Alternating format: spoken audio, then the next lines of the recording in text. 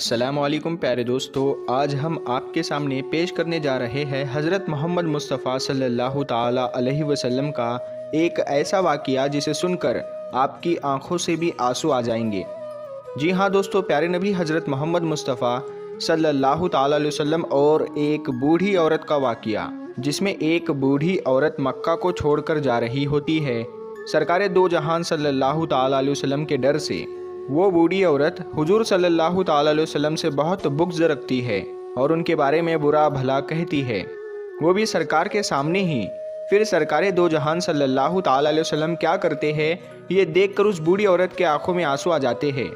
پیارے دوستو، اس واقعے کو سن کر آپ کی آنکھوں میں بھی آنسو آ جائیں گے کہ ہمارے سرکار صلی اللہ تعالیٰ علیہ وسلم کا اخلاق، ہمارے سرکار کی سیرت کتنی اعلیٰ و افضل ہے۔ تو میری آپ سے گزارش ہے کہ آپ اس واقعے کو مکمل طریقے سے سمجھنے کے لیے اس ویڈیو کو پورا ضرور دیکھیں۔ جب اللہ کے رسول صلی اللہ تعالیٰ علیہ وسلم نے اللہ کا پیغام دنیا کو سنایا کہ اللہ کے سوا کوئی عبادت کے لائق نہیں ہے،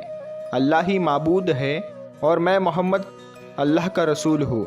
تو یہ سن کر مکے والے اللہ کے رسول صلی اللہ تعالیٰ علیہ وسلم پر ظلم کرنے لگے، ان کی توہین کرنے لگے، کوئی پتھر مارنے لگا، کوئی جادوگر کہنے لگا۔ لیکن اللہ کے رسول صلی اللہ تعالیٰ علیہ وسلم اللہ کے دین کے لیے ہر دکھ تکلیف کو برداشت کر کے اللہ کے دین کی تبلیغ کر رہے تھے۔ ایک دن آپ حضرت محمد مصطفیٰ صلی اللہ تعالیٰ علیہ وسلم نے دیکھا کہ ایک بوڑھی عورت اپنا سامان باندھ کے اپنے دروازے پر بیٹھی ہوئی تھی، اور اس نے سنا تھا کہ مکے میں کوئی جادوگر آیا ہے، وہ جس سے ملتا ہے اس کا دین چھین لیتا ہے۔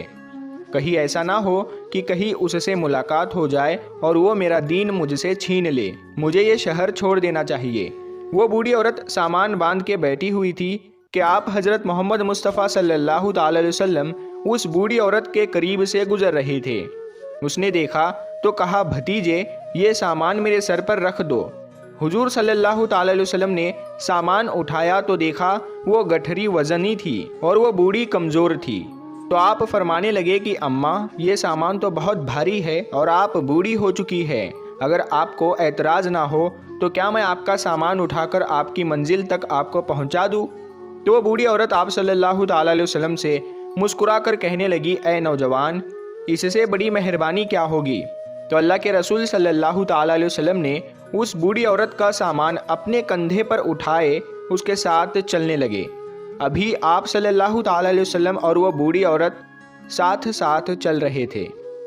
تو اتنے میں وہ بوڑھی عورت آپ صلی اللہ تعالیٰ علیہ وسلم سے کہنے لگی، اے نوجوان، میں تمہیں بھی یہی نصیحت کرتی ہوں، میں تمہیں بھی یہی کہوں گی کہ یہ شہر چھوڑ کر چلے جاؤ، کیونکہ یہاں پر کوئی جادوگر آیا ہوا ہے جس کا نام محمد ہے، وہ اپنے آپ کو نبی کہلواتا ہے اور ہمارے خداؤں کو جھوٹا کہتا ہے، اور اے نوجوان، اس کے لبوں سے نکلنے والے لفظوں میں اتنا بڑا جادو ہے کہ جو بھی اس کی باتوں کو سنتا ہے اس کا ہی ہو جاتا ہے،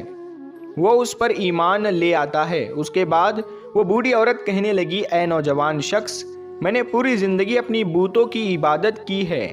میں یہ نہیں چاہتی کہ اب آخری وقت میں اپنے خداؤں سے غافل ہو کر اس جادوگر کی باتوں میں آ جاؤں۔ اس طرح پورا راستہ وہ بوڑھی عورت اللہ کے رسول صلی اللہ تعالیٰ علیہ وسلم کی توہین کرتی رہی، انہیں برا بھلا کہتی رہی، اور اللہ کے رسول حضرت محمد مصطفیٰ صلی اللہ تعالیٰ علیہ وسلم پورے راستے اس بوڑھی عورت کا سامان اپنے کندھوں میں اٹھا کر خاموشی کے ساتھ اسے سنتے رہے۔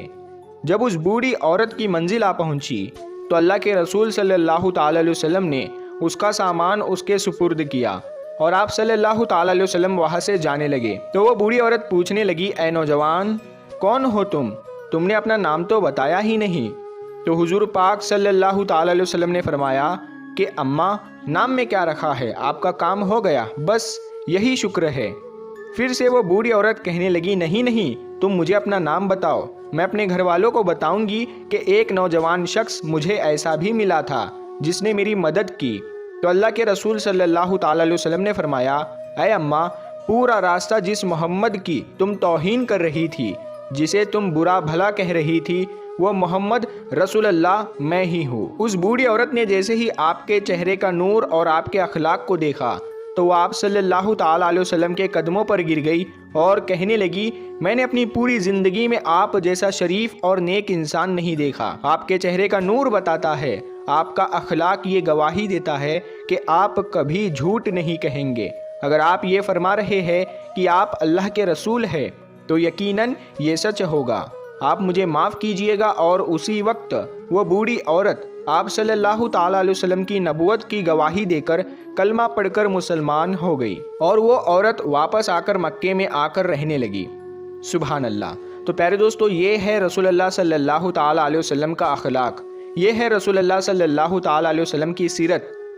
کہ دشمن بھی آپ کو دیکھ کر آپ کی نبوت، آپ کی صداقت اور آپ کی شرافت کی گواہی دینے لگتے تھے۔ اللہ پاک ہم سب مسلمانوں کو یہ ہدایت دے کہ ہم بھی اپنے اخلاق کو اتنا اچھا بنائیں کہ ہر غیر مسلم ہمارا اخلاق دیکھ کر ہم سے محبت کرنے لگے، ہمارے اسلام سے محبت کرنے لگے، اور وہ بھی ایمان والا ہو جائے۔ سلام ہو اللہ کے رسول حضرت محمد مصطفیٰ صلی اللہ تعالیٰ علیہ وسلم پر۔ تو پیارے دوستو، یہ شان ہے ہمارے پیارے آقا صلی اللہ تعالیٰ علیہ وسلم کی، یہ سیرت پاک ہے حضور صلی اللہ تعالیٰ علیہ وسلم کی، اور یہ اخلاق ہے سرکار دو جہاں صلی اللہ تعالیٰ علیہ وسلم کا، جسے دیکھ کر وہ بوڑھی عورت آپ کے اخلاق سے اتنی خوش ہوئی، آپ کے سیرت سے اتنی خوش ہوئی، اور آپ کے نورانی چہرے کو دیکھ کر وہ آپ پر ایمان لے آئی اور اس نے کلمہ پڑھ کر اسلام قبول کر لیا۔ پیارے دوستو، اس واقعے کو بیان کرنے کا مقصد یہ ہے، آج ہمارے پیارے آقا صلی اللہ تعالیٰ علیہ وسلم کے اخلاق کو آج کا مسلمان بھول چکا ہے۔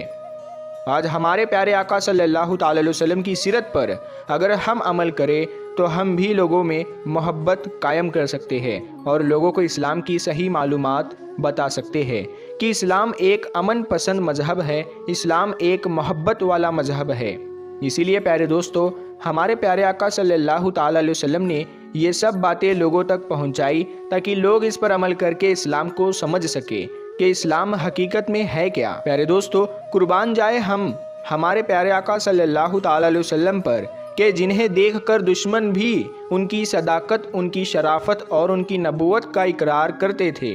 اور ان کی گواہیاں بھی دیتے تھے۔ یہ شان ہے سرکار دو جہان صلی اللہ تعالیٰ علیہ وسلم کی، یہ شان ہے تاجدار انبیاء حضرت محمد مصطفیٰ صلی اللہ تعالیٰ علیہ وسلم کی۔